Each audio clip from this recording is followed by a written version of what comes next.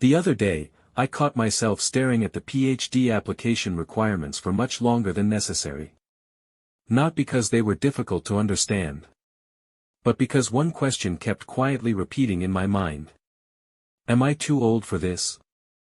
I'm 37 years old, and I'm preparing to apply for a PhD in business management. Even saying that out loud feels a little strange. Because somewhere along the way, many of us absorb this invisible timeline for life. Study when you're young. Build your career. Have everything figured out by a certain age. And if you miss one of those milestones, well, maybe that chapter simply wasn't meant for you. At least, that's what I used to believe. The truth is, I'm not entirely sure what I'm doing.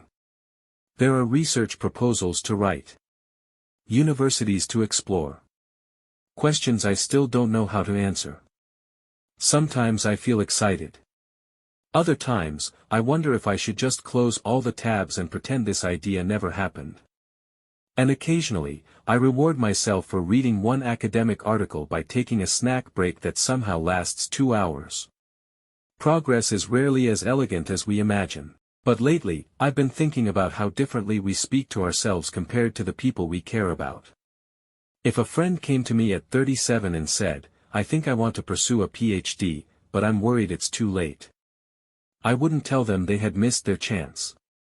I wouldn't ask why they hadn't done it sooner. I certainly wouldn't expect them to have everything figured out before taking the first step. I would probably say something like, if this matters to you, maybe it's worth exploring. So why is it often so difficult to offer ourselves the same kindness? I don't know if I'll get accepted. I don't know if I'll struggle more than I expect. I don't know if there will be moments when I question the decision entirely. Probably. But I think uncertainty is part of almost every meaningful thing we choose to pursue. No one begins a new chapter with complete confidence. Some people just decide that curiosity is more important than certainty. And maybe courage isn't the absence of doubt. Maybe courage is allowing doubt to come along for the ride, without letting it take the steering wheel. There was a time when I thought growth had to look impressive. Big achievements. Perfect plans. Clear outcomes. Now, I think growth often looks much quieter than that. Sometimes, it looks like sending the email you've been avoiding. Opening the document you've been afraid to start. Returning to a dream you carefully placed on a shelf years ago because life became busy. Sometimes, growth looks like trying again. Not because success is guaranteed, but because the possibility still matters to you. If you're listening to this and wondering whether you're too old to begin something new, I don't think I have the perfect answer. I don't think anyone does, but perhaps the better question isn't, am I too late? Maybe it's, will I regret never giving myself the chance to find out?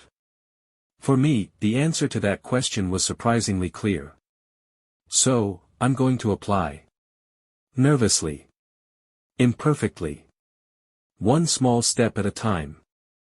And if you're standing at the edge of your own new beginning, whether that's returning to school, changing careers, learning something unfamiliar, or simply choosing to believe in yourself again, I hope you know that there is no deadline for becoming more of who you are. Wherever you are in your journey, I hope you're giving yourself permission to grow at your own pace. Be gentle with yourself. Growth takes time.